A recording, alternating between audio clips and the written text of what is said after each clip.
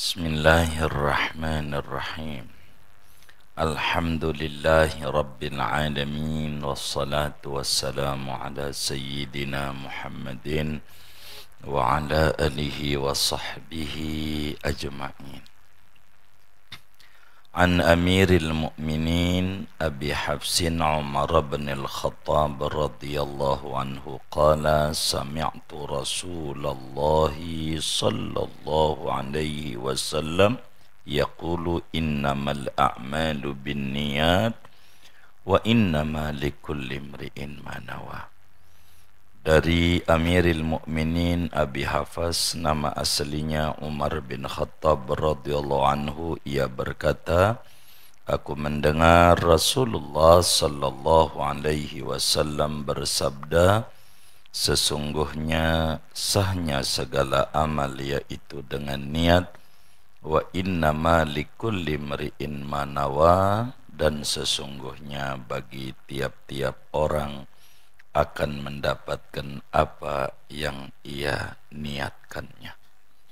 Al-hadis au kama qala an-nabiy sallallahu alaihi wasallam.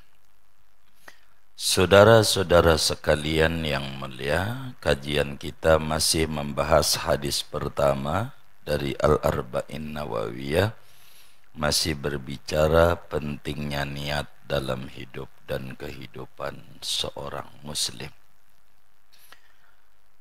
Sayyidina Umar menyampaikan bahwa Nabi besar Muhammad sallallahu alaihi wasallam bersabda, innamal a'mal binniyat wa innamal likulli imri'in ma nawa. Jadi saudara, seorang muslim itu harus memiliki dalam setiap aktivitasnya niat yang baik. Sebab niat itu memiliki peranan penting terkait pahala yang dia dapat sejumlah niat apa yang dia miliki. Ketika Nabi menyampaikan wa innama likulli imri'in ma nawa, setiap orang itu akan memperoleh apa yang ia niatkannya. Artinya boleh saja satu pekerjaan tapi memiliki niat yang banyak, dan itu diperkenankan oleh agama seperti yang Nabi sabdakan, wa innama likulli imri'in ma nawa. Setiap orang akan memperoleh apa yang ia niatkannya. Kalau niatnya dikit, ganjarannya dikit. Kalau niatnya banyak, ganjarannya banyak, walaupun satu pekerjaan. Kita ambil contoh mandi. Bila orang itu mandi junub juga, umpama mandi Jumat juga karena dia bersetubuh malam Jumat dengan istrinya, maka dia niat mandinya mengangkat hadas besar juga dan mau sholat Jumat juga. Maka sekali mandi itu dapat dua pahala, yaitu pahala sunat mandi Jumat dan pahala wajib mandi hadas besar. Sebab nabinya menyatakan wa innama likulli imri'in ma nawa. Begitu juga kita puasa. Puasa apa ya? Puasa Senin berbetulan dengan bulan Syawal. Umpama puasa Syawal, maka niat saya puasa esok hari, hari Senin juga, dan puasa Syawal. Sunat karena Allah Ta'ala. Maka ganjarannya double. Ganjaran Senin dapat, ganjaran puasa 6 hari Syawal dapat. Begitu hari Arafah ketemu hari Kamis, niat saya puasa esok hari, hari Kamis dan juga hari Arafah. Sunat karena Allah Ta'ala. Orang semacam ini akan mendapatkan niat sebanyak apa yang ia niatkannya. Makanya ada orang nampak ibadahnya dikit, tapi sebetulnya ganjarannya banyak. Contoh, kita masuk masjid mau sholat duha, maka kemudian ada dua orang yang mengerjakan model begini. Si A masuk masjid, dia sholat tahiyatul masjid, lalu salam, lalu dia bangun lagi, sholat duha 2 rakaat, lalu salam. Si B enggak, masuk masjid, sholat 2 rakaat. Ganjarannya sama, kerjaannya dikit. Kenapa? Sebab dia niat, aku niat sholat, duha, dan juga tahiyatul masjid. Sunat karena 2 rakaat, sunat karena Allah Ta'ala. Jadi di satu pekerjaan dapat 2 pahala. Kenapa?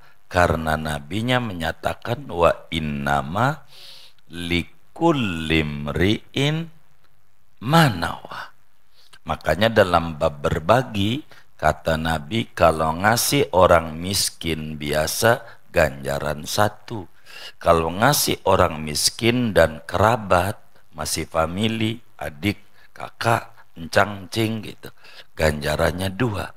Ganjaran sedekah dapat, ganjaran mempererat silaturahim dapat. Dari mana ini dapat?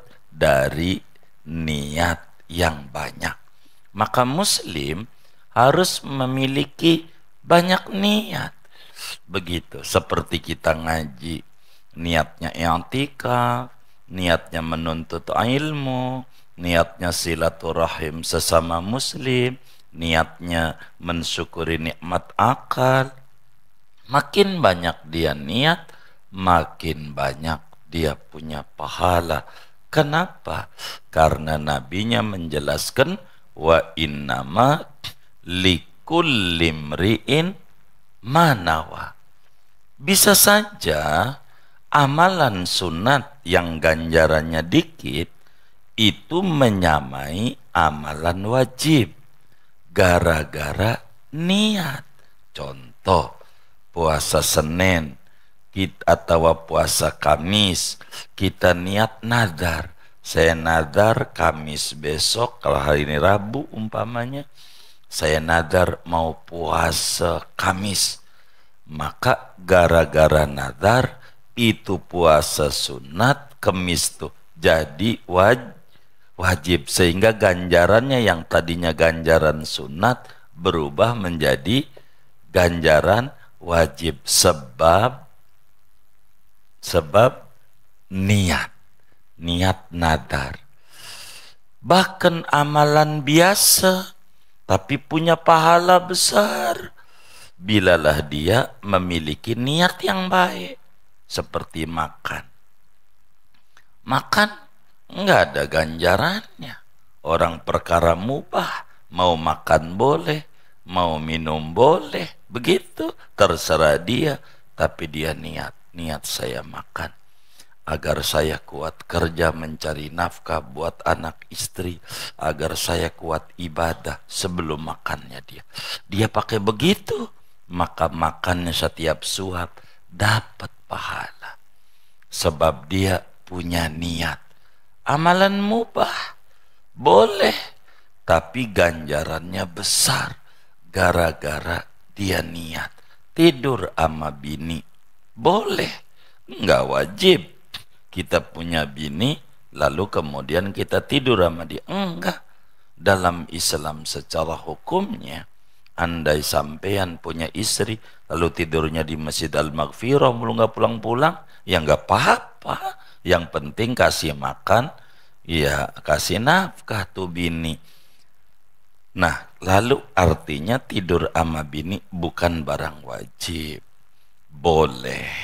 Nah, kita niat kita tidur sama istri agar dianugerahi anak keturunan yang soleh. Andai habis bersetubuh tidak membuahkan, yakni tidak hamil, tidak memiliki keturunan, dapat ganjaran anak soleh. Gara-gara niat. Perkara yang mubah akan punya nilai tinggi dengan sebab dia niat. Maka jangan sampai nggak niat. Kayak kita pakai baju, niat saya pakai baju untuk menutup aurat yang diperintahkan oleh Allah, dapat ganjaran gede. Jadi biasanya kalau pakai baju pakai niat-niat nggak ini? Ya rugi, rugi besar. Niat. Wong nabinya menyampaikan wa innama likullimriin manawa. Sesungguhnya bagi tiap-tiap orang, gara-gara lam nih, likulli nih, saya mau ngajar cuman li-nya doang ini sebetulnya. Li nih, lam tuh lil, milik kan. Jadi setiap orang akan mendapatkan apa yang ia niatkannya. Jadi makin dia punya niat banyak, makin gede ganjarannya. Barang mubah dia niatkan yang baik akan naik kelas menjadi ganjaran besar. Gara-gara niat. Begitu orang-orang soleh tempo dulu apa saja selalu memasang niat.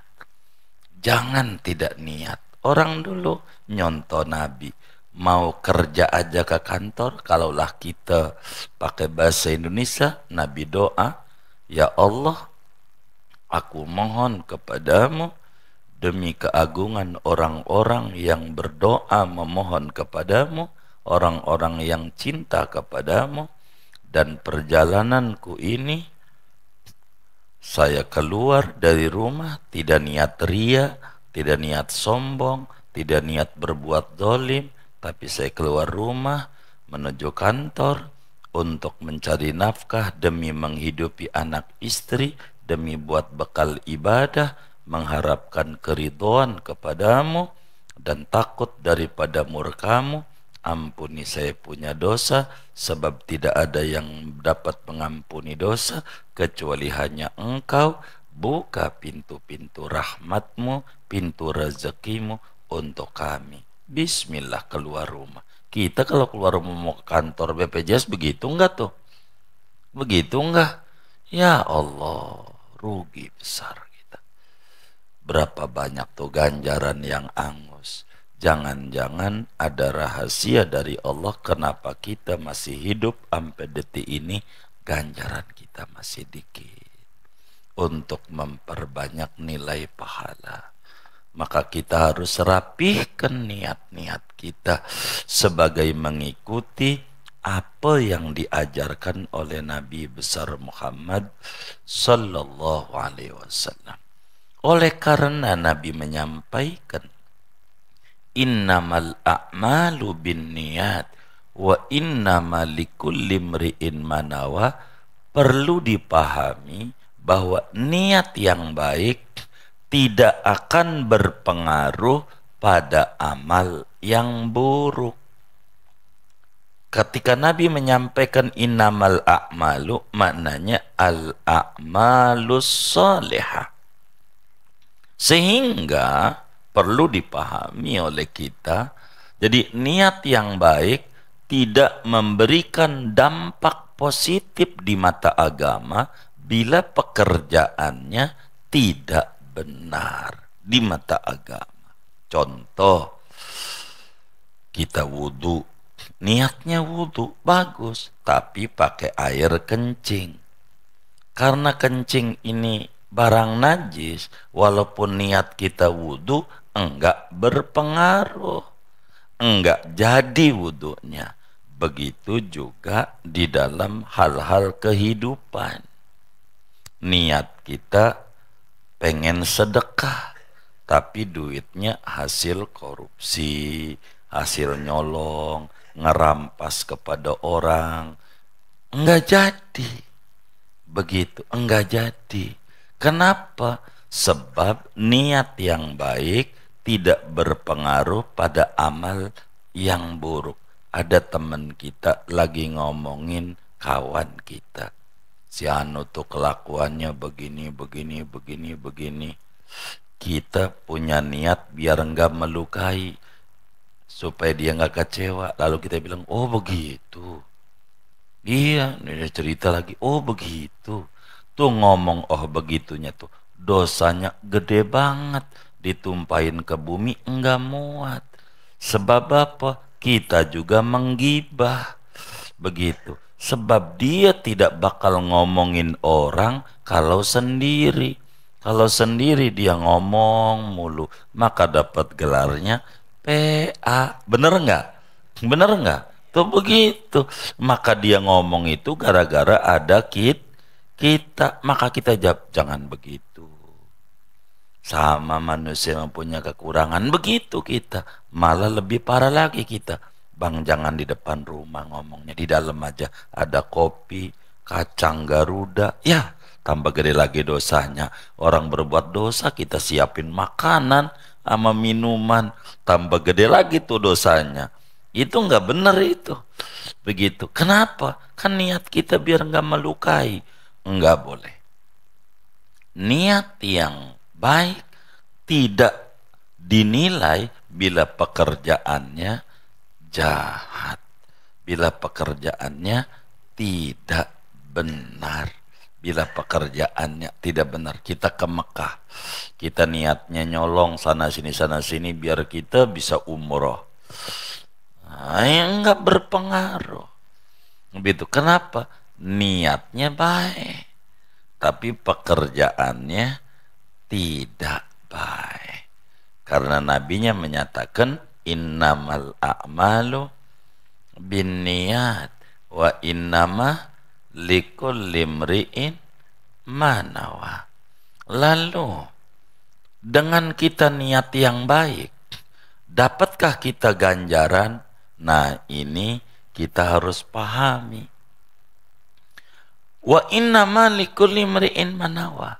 Sesudah kita memiliki niat yang baik terkait dengan pahala dan balasan besar dari Allah, itu bergantung saat dia niat, adakah dia punya tindakan yang sesuai dengan niatnya. Nih contoh, kata kita, kalau saya ini sehat, atau kalau proyek itu goal, saya niat mau nyantuni yatim. Itu dengan dia niat begitu, ganjarannya ditulis, namanya bank ganjaran, bank pahala. Enggak langsung di rekening buku pahala kita. Ketika kita niat pengen nyantuni yatim, kalau proyek ini goal, maka kemudian ganjaran itu ditaruh di bank ganjaran. Kenapa ditaruh? Ntar diuji. Ketika udah hasil mau nyantuni apa kagak. Jangan sampai Tuhan dikasih PHP mulu. Begitu. Apa itu PHP itu? Ya kayak begitu dah. Begitu. Kata Tuhan, ini ngibulin mulu. Kalau proyek goal, mau umroh, ujungnya bangun kontrakan lagi. Kan ada yang kayak begitu ya. Begitu. Banyak nggak? Yang mana orangnya ini? Tuh, niat mulu. Kalau gaji saya naik ini, saya mau neraktir kawan.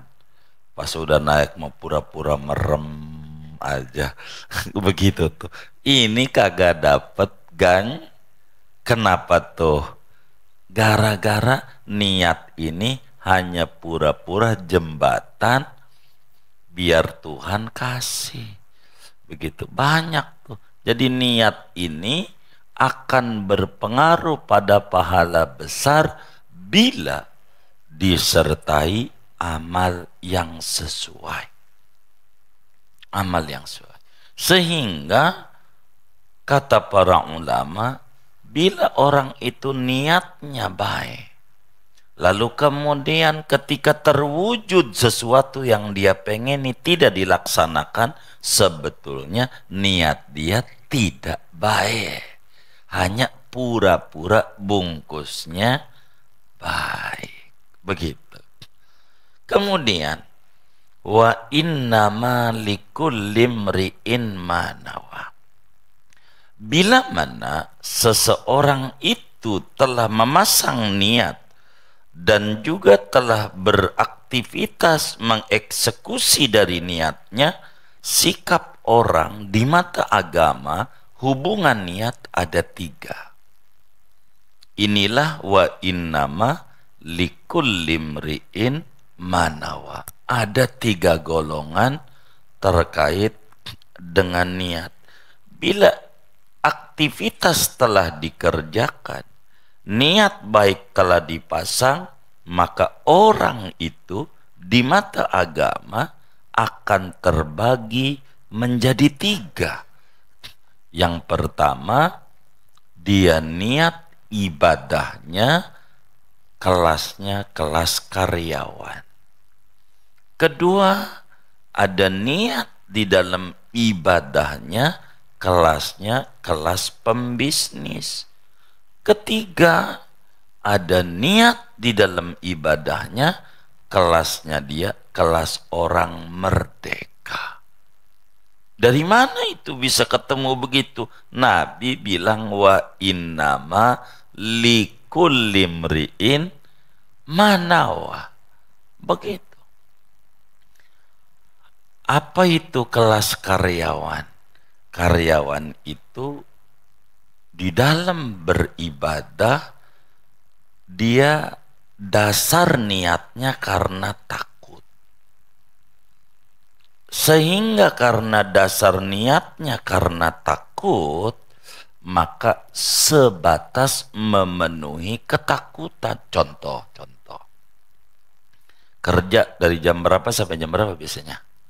Jam 8 sampai jam 5. Baik, jam 8 sampai jam 5. Maka ketika sudah jam 5 buru-buru pulang. Kenapa pulang? Karena tugas udah selesai. Enggak pengen tuh lebihin sampai jam tengah 6. Dibilang enggak mau karena di luar jam kerjanya. Yang kayak begini nih namanya karyawan.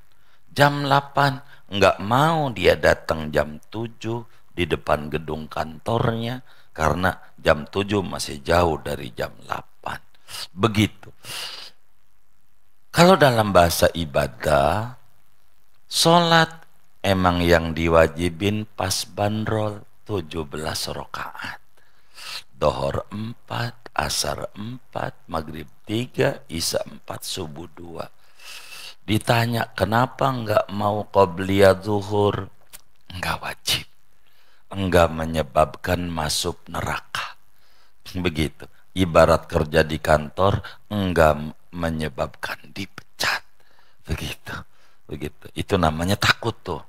Begitu. Kenapa enggak ba'diyah zuhur?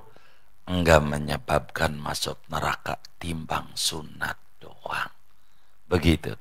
Yang kayak begini nih namanya kelas karyawan. Puasa Ramadan doang, sholat 17 rakaat pas bandrol. Lebih dikit aja nggak mau.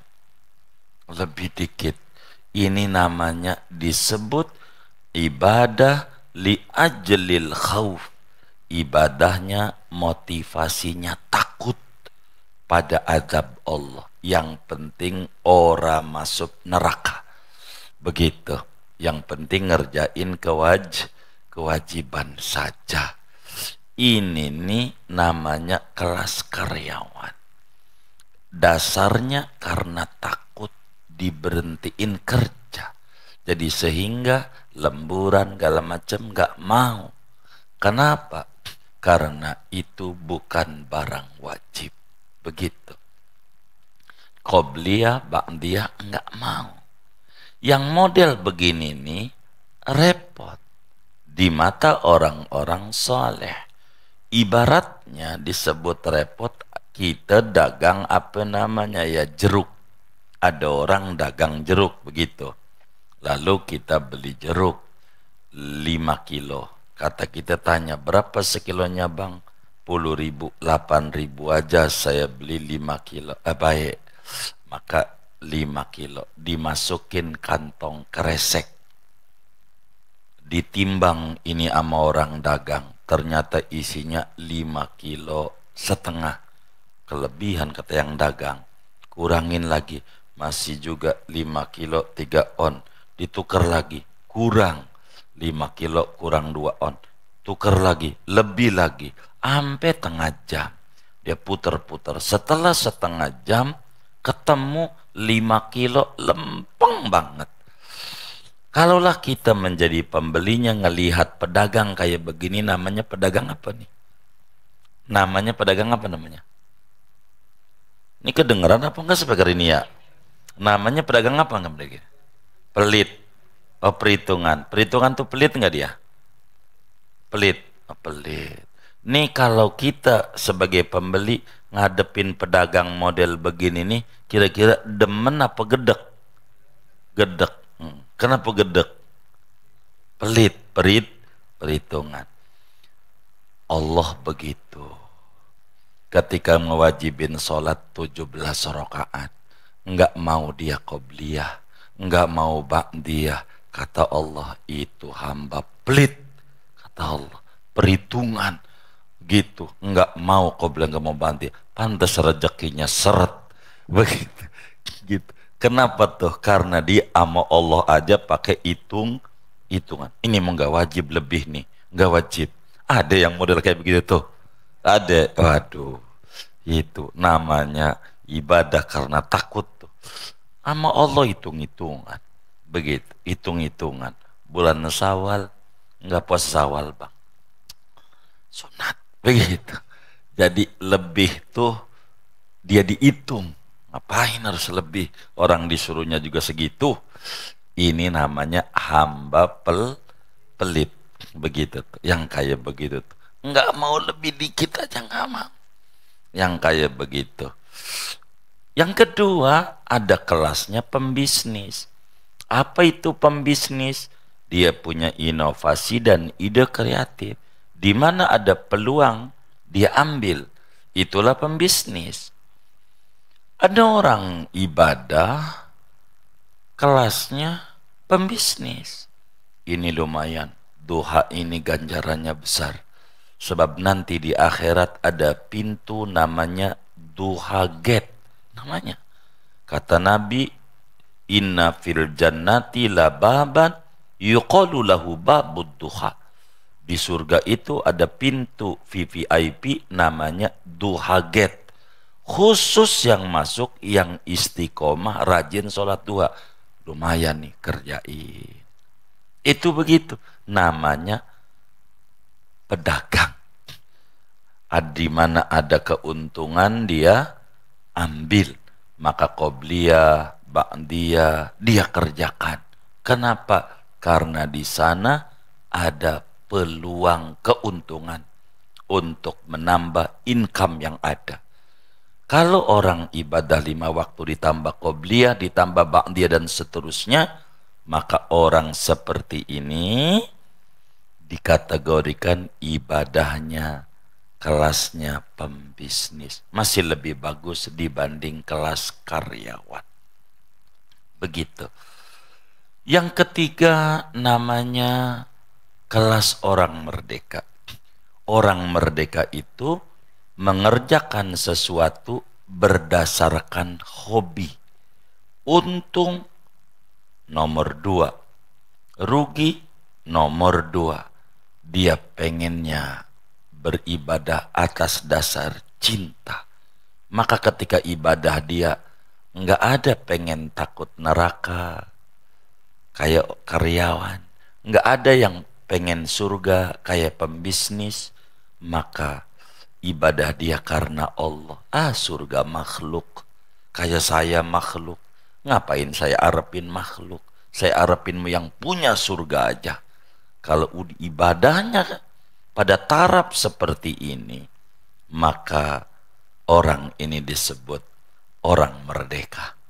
Dia ibadah atas dasar cinta kepada Allah Subhanahu wa ta'ala. Hobi, pengen dekat dengan Allah. Terserah mau dikasih balasan apa, enggak penting. Begitu. Sebab itu dinyanyiin sama Chrisye. Andai Tuhan tak cipta surga, maukah masih terus ibadah? Kan begitu kira-kira. Begitu. Kenapa begitu? Andai Allah enggak nyipta surga, masihkah kita ada pengabdian sama Allah? Kalau kita ada, itu berarti ibadah bukan pembisnis, tapi karena cinta sama Allah subhanahu wa ta'ala. Sebab Allah mencintai ketaatan. Orang yang taat pasti dicintai Allah. Di sana berperan ridho. Sering kita baca kalau Ramadan, Allahumma inna nas'aluka ridhoka wal jannah. Inilah ibadah tingkat tertingginya ibadah. Tapi ada yang menarik pada bagian ini, wa inna malikul limri'in manawa. Ada karyawan kerjanya males, masuk telat, kadang nggak masuk, tapi nuntutnya gaji naik. Gajinya pengen naik terus, tapi kerjanya males. Ini karyawan model begini nih, karyawan apa namanya? Kerja nggak mau tapi gaji pengen naik terus. Namanya karyawan apa kayak begini nih? Hah? Halo, kedengaran apakah kayak ini ya? Namanya karyawan apa kayak begitu? Karyawan apa? PA. PA-nya di mana? PA-nya di mana dia?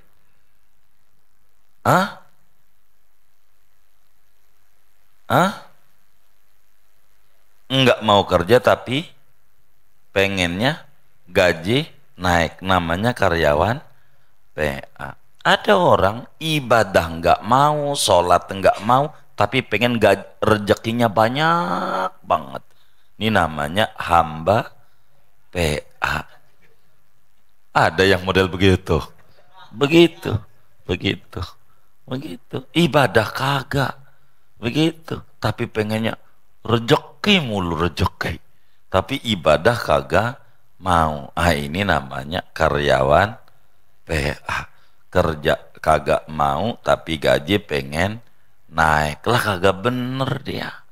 Karena itu pentingnya memiliki niat yang benar, niat yang baik dalam hidup kehidupan seorang muslim. Kenapa orang mukmin itu di surganya abadi? Kenapa orang kafir di nerakanya abadi? Begini, orang beriman itu andai dikasih umur oleh Allah 60 tahun, dia akan mati-matian pengen menjaga imannya. Andai 70 tahun, tetap pengen menjaga imannya. Andai 80, andai 1000 tahun, tetap aja pengen menjaga imannya. Oleh karena niat dia abadi menjaga iman, maka balasannya di surganya abadi. Sebagaimana orang kafir, kenapa di nerakanya abadi? Karena dia mempertahankan sekuat tenaga kekufurannya. Andai panjang umur 1000 tahun, 2000 tahun, tetap saja akan dia pertahankan kekufurannya. Oleh karena keabadian niat kekufuran itulah yang menyebabkan balasannya nanti di nerakanya juga abadi. Sebab Nabi menyampaikan, wa innama likulli imri'in manawa. Singkatnya, dari potongan hadis ini belum selesai hadis ini. Begitu. Kita harus pasang niat yang baik. Kita harus niat yang benar. Kita harus banyak niat yang baik. Meski pada barang yang bukan ibadah keseharian, semuanya pasang niat-niat yang baik biar mendapatkan pundi-pundi nilai. Dan niat kita berangkat dari mulai kelas karyawan, kelas pembisnis, sampai kelas pencinta yang tidak mengharapkan untung dan rugi, hanya berharap mendapatkan kecintaan dari yang dia cintai. Inilah yang kita bisa petik daripada kajian hadis pertemuan ini. Kenapa ngaji hadis itu lama? Karena kalamnya Nabi itu singkat tapi isinya luas. Begitu. Walaupun ngomongnya dikit itu Nabi, tapi maknanya amat sangat menjangkau segala aspek kehidupan. Karena pribadi beliau, wa ma yantiqu anil hawa in huwa illa wahyu yuha. Mudah-mudahan Allah beri taufik dan hidayah sehingga kita bisa niat yang benar, niat yang baik, banyak niat-niat baik, dan kita memperbaharui niat kita dalam hidup dan kehidupan sehingga benar-benar hidup kita bahagia di dunia, bahagia di kubur, dan bahagia di akhirat. Amin ya rabbal alamin. Segini kajian kita. Ada yang ditanya mungkin dari materi ini, atau kalau tidak ada, doa saja.